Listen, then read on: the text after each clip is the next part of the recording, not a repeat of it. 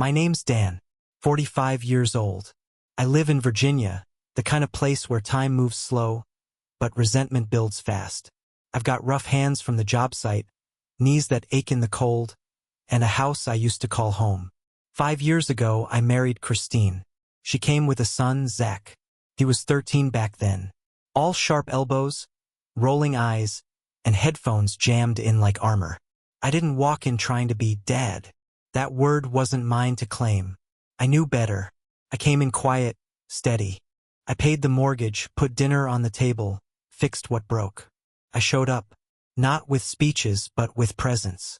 That was the promise I made when I slid the ring on her finger, that I'd hold the weight, even if nobody saw me carry it.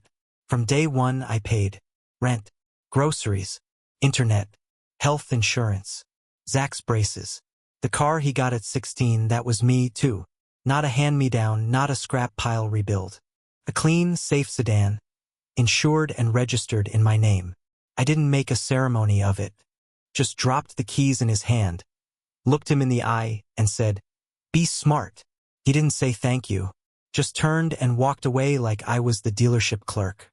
I told myself that's how teenage boys are. Cold now, warm later. They come around.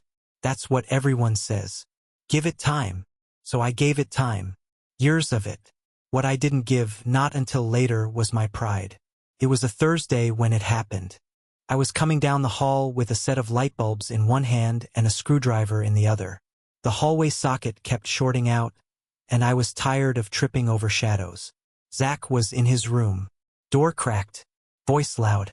On the phone with a friend, some kid from school, judging by the half-mumbled slang. I wasn't listening. Not at first. But the way he said it, clear, direct, almost bored, made the words pierce through the drywall like a nail. "Christine's my real parent," he said. "Dan's just the guy who pays the bills." He laughed after he said it. His friend laughed too. But he wasn't joking. Not really. There was no edge to it. No rebellion. It was just truth in his eyes. Simple truth dropped like a stone in a lake. He meant it. And that meant everything else I'd done. All the invisible scaffolding I'd held up for years didn't matter.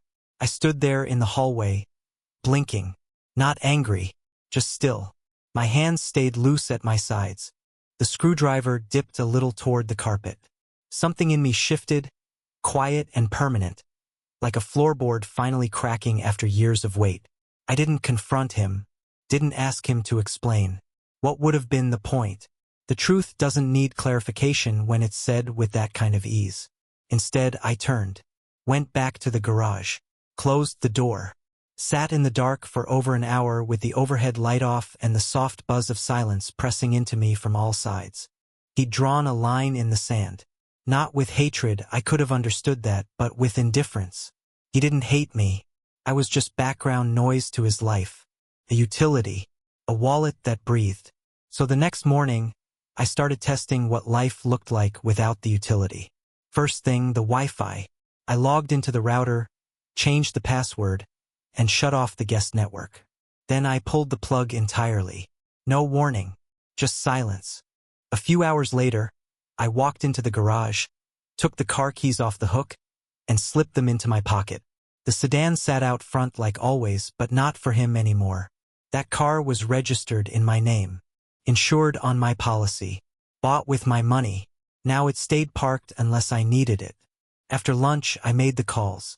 Power company, gas, water, internet, all switched into Christine's name. She'd never bothered to look at the accounts before. Probably thought the lights turned on by magic. They didn't. They turned on because of me. That night, I left a sticky note on the fridge. Nothing dramatic. Just a line scribbled in block letters. "You said your mom's the real parent. Let her cover the bills now." Christine read it after her shift. Smiled at first. Thought I was joking. "Dan, come on." She laughed. "Really?" She held the note like it might bite her. I didn't say anything. Just walked past her, grabbed a glass of water, and headed to the den. She didn't laugh long. The gas bill came 2 days later, $186.47. Then the electric followed. Then the car insurance. One by one. They landed in her lap like bricks. She asked me if I could just handle it for now, and we'd talk about it later. I shook my head. Zach says I'm not the parent, I told her. I'm just the guy who pays, so let the parent handle it. She tried to reason with me, said kids say dumb things, said he didn't mean it like that. But that's the thing, he did. It wasn't a tantrum. It wasn't heat of the moment. It was casual, like he was stating the weather. That's what made it worse. I had poured years of effort into making this house livable. Not grand, not perfect, just livable. And all I asked, quietly without ever speaking it aloud, was that someone notice. Zach noticed. He just didn't care. So I kept going. I stopped filling the fridge. Stopped topping off the gas tank. Stopped covering the shared Netflix and Spotify accounts. No confrontation. No announcement. Just subtraction. Day by day, I removed the evidence of my support until what was left was silence and empty shelves. Zach noticed fast. The internet was the first real crack. He came into the living room holding his laptop like a wounded pet. Wi-Fi's down, he said. Not asked. Stated. Yup, I replied, not looking up from my book. Can you fix it? Not my problem. His brow furrowed. Well, what am I supposed to do? I looked up then. You said I'm not your parent. So maybe ask the one who is. That was the first time he didn't have a response. He turned, muttered something under his breath, and walked away. Christine came to me that night, her voice low and tight with frustration. Dan, you're being immature. No, I said. I'm being honest. You all just aren't used to it. She didn't reply, just stared at me like I was someone she didn't recognize. That's the funny thing about sacrifice. It's invisible when it works. People only notice when it stops. Zach started walking everywhere, complained to his mom, blamed the school, the system, the sky, anything but himself. He'd slam doors, mutter insults, call me petty behind my back. Thought I couldn't hear him. Thought my silence meant defeat. But silence isn't surrender. Sometimes it's the only way left to speak. I'd sit in the garage most nights, letting the cold settle into my bones. There's a certain peace in absence, in knowing that when you stop holding everything up, people have to face what you were really doing all along. I didn't raise my voice. I didn't slam doors. I didn't throw his words back at him. I just made them true. And for the first time in years, I watched as the house began to understand the cost of what it had taken for granted. The thing about reality is it doesn't knock. It doesn't leave a note. It doesn't ask if you're ready. It just arrives. Cold. Indifferent. Final. 2 days after I shut off the internet, I came home from work to find Zach standing in the garage like he was guarding a crime scene. Hoodie up, jaw tight, arms folded. The air around him smelled like resentment. You shut off the Wi-Fi? He asked. I stopped paying for it, I said, walking past him. He followed me into the kitchen like a dog that hadn't decided whether to bark or bite. This is ridiculous. You don't get to do this just because you're pissed. I dropped my keys on the counter, opened the fridge, and stared at the half-empty shelves. It was the same milk from 3 days ago. No eggs, no meat, just a few condiments and a bottle of wine Christine had picked up on sale weeks ago. I closed the door. You called me just the guy who pays, I said, voice flat. So I stopped paying. That's all. It was a joke, he said, but there was no humor in his tone, just panic dressed in defiance. No, I said. You were being honest. That's what makes it sting. He didn't respond, just stared at me like he was waiting for a crack in my armor. There wasn't one. Not anymore. That night, Christine came to me again. No laughter this time. No teasing disbelief. Just a string of texts, each one shorter than the last. You're being immature. This is too far. He's still a kid. I read them all. Didn't answer a single one. Because here's what she didn't understand. I had been patient for years. I had swallowed my pride every time Zach rolled his eyes or left the room mid-sentence. I had stepped aside when he needed space. I had kept my mouth shut when he mouthed off. I had handed over money like it was nothing. Like it wasn't the product of broken backs and sleepless nights and early morning alarms that came before the sun. And what did I get in return? Not thanks. Not respect. Just a label. The guy who pays. So I stopped paying. Let them see what happened when that guy left the equation. The fallout came faster than I expected. The following week, the car sat in the garage like a sealed tomb. Zach asked for the keys twice. Once to go to school. Once to meet up with friends. Both times I said no. Why? He barked. Because you said I'm not family. Just a wallet. And wallets don't drive people around. He stormed off both times. Slammed the door. The noise didn't bother me. Silence had become louder than any outburst. After 2 days of walking to school in the cold, he tried bargaining. I'll pay for the gas, he said one morning. Hoodie zipped to his throat. Hands shoved deep into his pockets. I just need the car for a few days. I nodded. And the insurance? He looked down. I don't have that kind of money. Then you're not ready for the car. His eyes burned. So what? You're just gonna ruin my life to make a point? No, I said. I'm gonna let you live the version of life you said I don't belong in. That's when he stopped trying to argue. He went quiet. The worst kind of quiet. Not reflective, not remorseful. Just coiled. Like he was building a case against me in his head. Storing up ammunition for some final fight. Around the house, things shifted. Not all at once. Gradually. Like watching a dam crack. First it was the laundry, no detergent left. Then the dishes, no one bought dish soap. Then the heating, low and inconsistent. Nobody told me directly, but I could hear Christine muttering under her breath every time she opened another utility bill. The stress started to show in the way she exhaled. Long and slow, like every breath cost her more than she had. Still, she never asked me to reverse it. Not outright. Maybe she thought it would blow over.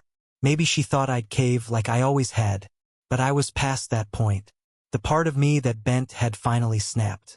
The only room in the house that still had internet was my office. I kept it active for work, had my own router, my own passwords. Zach tried to get around it. Stood outside my door a few times, knocking gently. I've got a paper due, he said once. I'm sure the library has Wi-Fi, I said without turning. Another time. Can I just use it for 10 minutes? I won't touch anything. Then you shouldn't mind paying for your own plan. He left after that. Stopped knocking. Started using the school computer lab more. Stayed out later. Christine told me he was spending nights at friends' houses.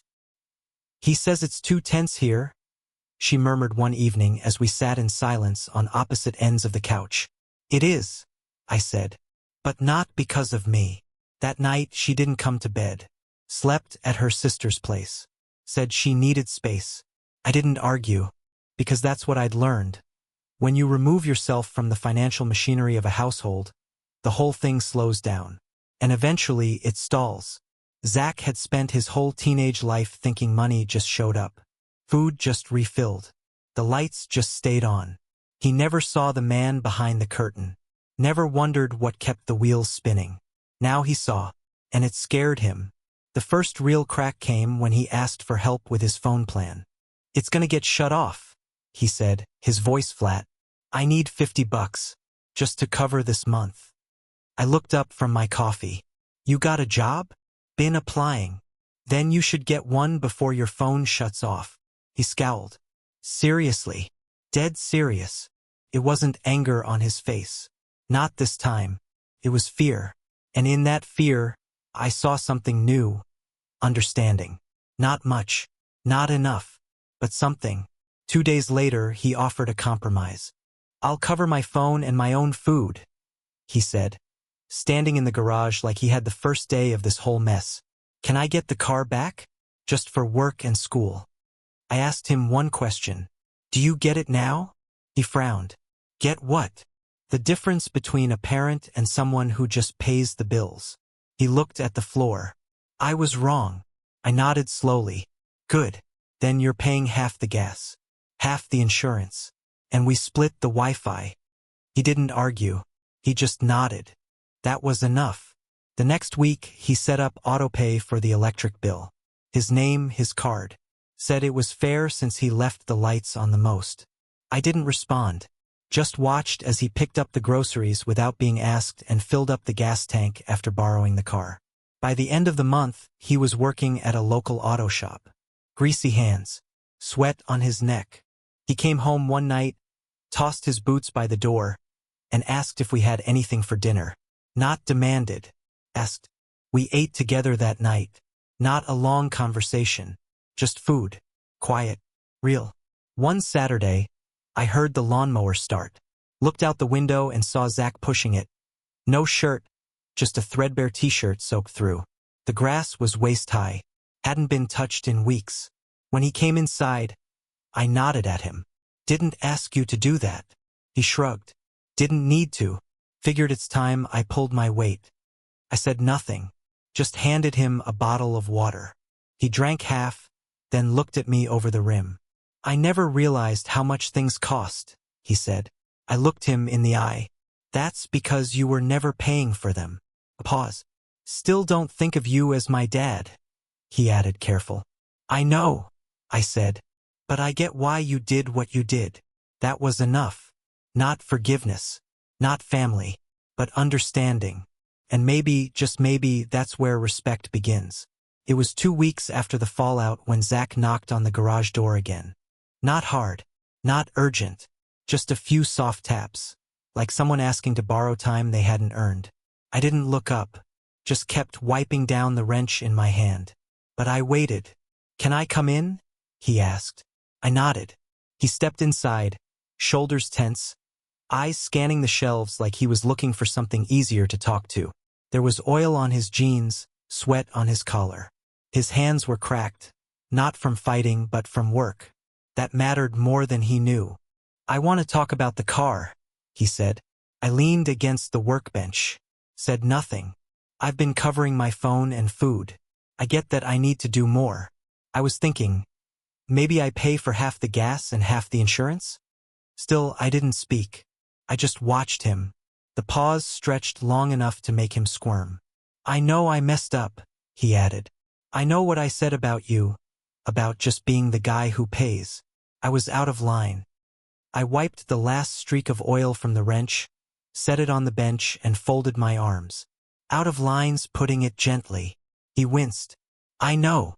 I didn't let him off the hook. You didn't just insult me, Zach. You erased me. Years of support. Years of showing up when your real dad couldn't bother to text. You took everything I gave and decided I didn't count. I didn't mean it that way. You said it that way. Silence. I could see the gears turning behind his eyes. I wanted to believe he meant what he said now. But I'd learned not to trust the words, only the follow-through. I've been walking, he said. To work. To school.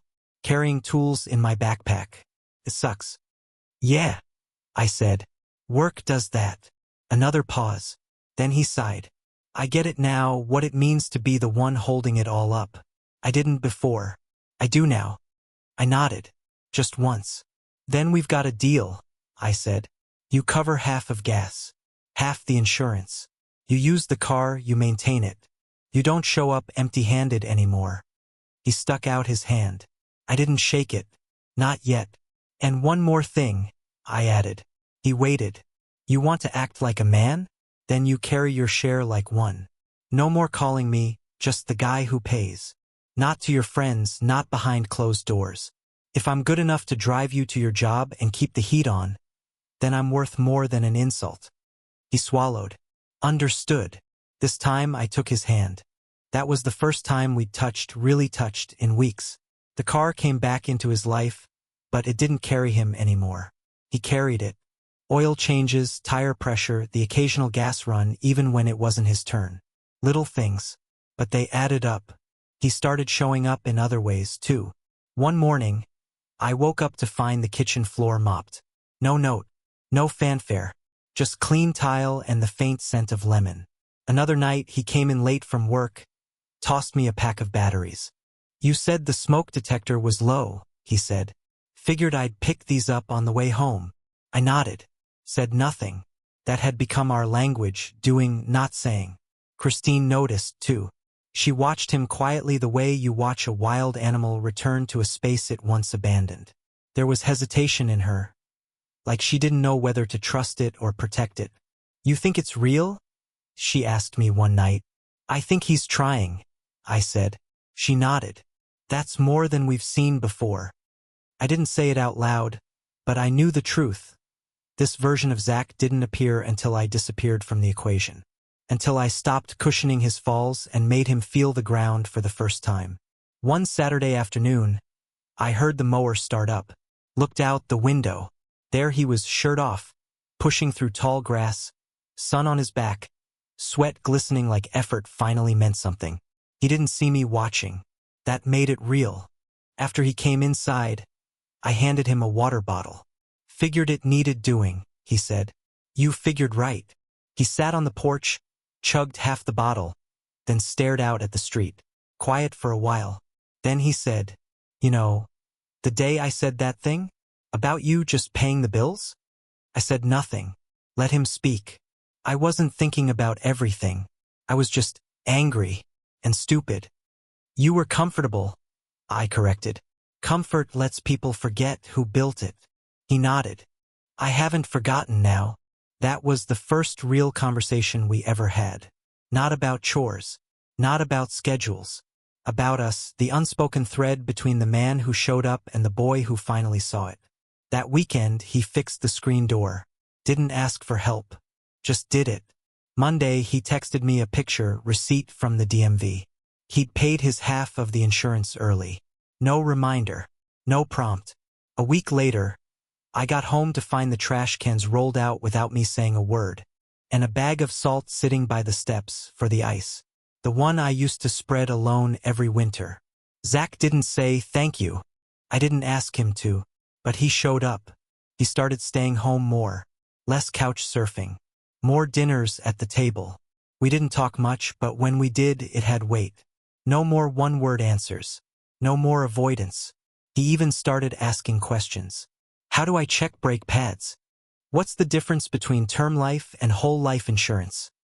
What would you do if someone offered you a better job but out of state? Not small talk. Real questions. Questions a son might ask a father, even if he didn't use the word. I answered all of them. One night, we watched a documentary together about engine rebuilds. He sat through the whole thing, nodding, asking about tools and torque specs. When it ended, he didn't leave the room. "You ever wish you had your own shop?" he asked. "Yeah," I said. "But bills come first." He looked down. "You ever think you missed out?" I turned to him. "Not as much as I used to. Not lately." He didn't smile, but his shoulders relaxed. That said more than any grin could. Later that month, he bought his own set of tools. Paid cash. Said he wanted to stop borrowing mine. "You've earned them," I told him. He looked at me for a long second. "I'm trying, Dan. I see that. I still don't think of you as..." He stopped himself. "I know," I said. "And that's okay. But you're acting like a son. That counts." He nodded. Didn't speak again that night. Didn't need to. The next week, I came home to find the porch light fixed. Bulb replaced. Motion sensor adjusted. Tools cleaned and put back in their place. And taped to the fridge was a sticky note. Same size, same shape, but not mine this time. It read, "Thanks for holding it together when I didn't." No signature. Didn't need one. That note said what he couldn't. It said what years of silence had hidden. Said, "I see you now." I kept that note. Still have it. Tucked inside the drawer where I used to keep receipts for bills no one else cared about. He started making plans. Trade school. Certifications. Saving money. One night over dinner, he said, "I might have a shot at the diesel tech program. You think it's worth it?" I looked at him. "If it means building something with your own hands? Yeah. That's always worth it." He nodded. That was enough. Christine teared up a little. Tried to hide it behind her wine glass. For the first time in 5 years, the table felt balanced. Like all three of us were finally sitting at it, not just passing through. Zach started using words like we, like ours. He stopped waiting for Christine to translate my requests. If I asked for help, he helped. If I pointed something out, he didn't need a second voice to confirm it. And I realized something: respect doesn't come from biology. It comes from accountability, from showing up, from doing the hard things in silence and waiting for someone to finally see. I don't know if Zach will ever call me dad. I stopped hoping for that a long time ago. But I know this: when the bills come now, he doesn't flinch. He checks his share, asks if we're splitting the difference. When the car needs oil, he doesn't wait. When the fridge is low, he shops. He's not perfect, but he's present. And that's more than I ever thought I'd get. It's strange how recognition doesn't come when you're gasping for it. It comes after you've gone quiet, after you've stopped reaching, after you've decided that what you built might have to stand without applause. Zach invited me to his trade school ceremony in late spring. It was one of those small-town affairs. Plastic chairs in a community center. A folding table with a sheet cake that read "Congrats Grads" in smeared red icing. No band. No marching gowns. Just a room full of kids who'd learned to make something out of sweat and steel. His name got called midway through.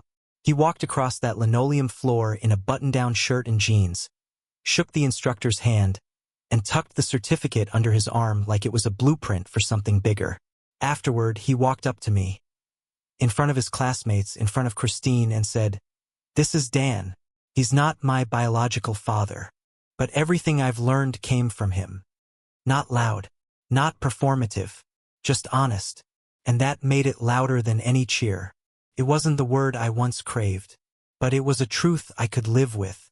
We stood outside the center afterward, in the parking lot where sunlight bounced off windshields and graduation balloons tapped lazily against car roofs. Zach shook hands with a few friends, hugged Christine, then came over to me again. "I know I didn't make it easy," he said. "No," I said. "You didn't." He smiled just a little. "But you stayed." "I did." He looked down at his keys, then back at me. "Any chance I could borrow the car this weekend? Got a shop interview in Roanoke. I'll cover gas." I nodded. "Long as you keep covering your share, and remember who stayed when it got uncomfortable." He met my eyes. "I haven't forgotten. That should have been the happy ending. But this isn't that kind of story. Because what followed wasn't a neat ribbon tied around 5 years of pain. It wasn't healing. It wasn't forgiveness. It was reality, quiet and slow and shaped like distance. After the ceremony, Christine started talking about moving. Said she wanted to be closer to her sister. Said the boys were grown now. Said maybe it was time to downsize. She didn't say what I already knew.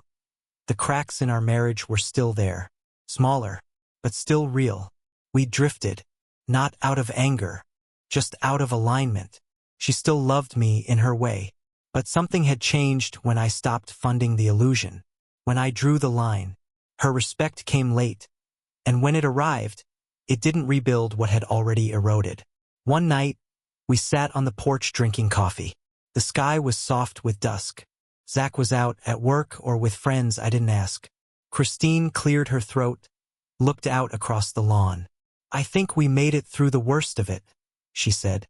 "Maybe," I replied. She reached for my hand. I let her take it, but my fingers didn't close around hers. "Do you regret it?" she asked. I turned to her. "What, staying?" "No," she said, drawing the line. I didn't answer for a long time, just stared into the dark, watching the porch light flicker against the moths that always came too close to the flame. Then I said, "No, because if I hadn't, I'd still be invisible." She blinked, looked down. We both knew what that meant. Zach kept his job, started showing up earlier, leaving later, saved up, got his own place, nothing fancy but clean, and his. Invited me to help paint the walls one weekend. Just the two of us. No music. No noise. Just the sound of rollers across drywall and the occasional exchange of tips. It was the most comfortable silence we'd ever shared. Halfway through, he handed me a bottle of water and said, "I used to think you were cold. Now I think you were just tired." I nodded. "You weren't wrong." He grinned. "Guess that makes two of us." I didn't go to his housewarming. He invited me, but I didn't go. Some lines, once drawn, stay etched even when the war ends. I wasn't angry. I just knew that my presence had become a symbol, and symbols cast long shadows. Christine moved out 2 months later. Said she needed to reclaim her independence. I didn't fight it. We hugged. She cried. I didn't. I'd done my grieving in silence years ago, when she let Zach dismiss me and called it just a phase. She left the keys on the counter. I packed her last box into the trunk. Neither of us promised to stay in touch. Now it's just me. House still standing. Bills still paid. Tools still arranged neatly in the garage. But the silence feels different now, earned, not endured. Sometimes Zach texts, updates, job milestones, a raise, a funny story from the shop. Nothing emotional, just steady.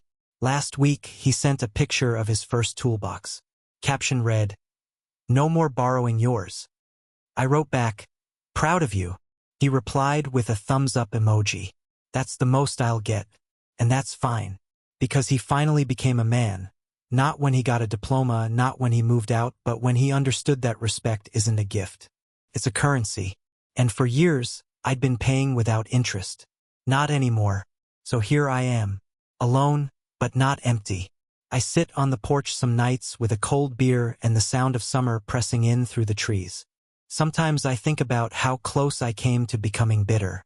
How close I came to staying silent forever. How easy it would have been to keep paying, keep smiling, keep pretending. But then I remember that sticky note on the fridge. Thanks for holding it together when I didn't. That note didn't fix everything. But it named something. It told the truth. A truth I had waited 5 years to hear. I was never his dad. But I was the man who showed up when nobody else did. And in the end, isn't that the real measure? So tell me, was I wrong?